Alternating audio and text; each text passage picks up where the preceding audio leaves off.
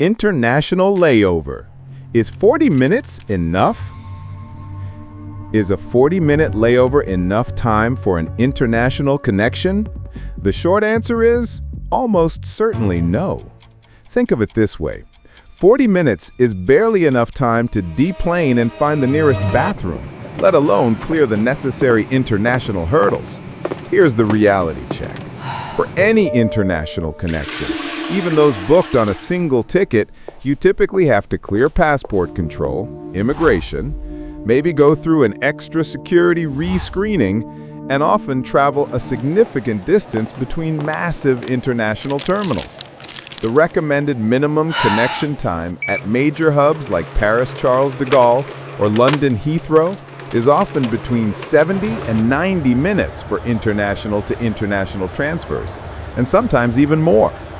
Airlines won't sell you a ticket below the MCT, but that bare minimum is still a huge risk. My personal nightmare at CDG, when I had a supposed hour-and-a-half layover a couple of years ago, almost resulted in a missed flight to Rome.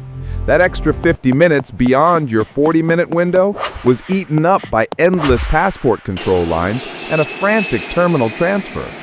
You need to factor in your incoming flight potentially being delayed, long taxiing times on the tarmac, and the sheer unpredictability of airport queues. Honestly, for true peace of mind and to avoid the stress that ruins the start of a holiday, you should aim for a layover of at least 2 to 3 hours. That extra time is your best travel insurance against chaos and the headache of a missed connection. Don't risk a 40-minute dash. It's not worth it.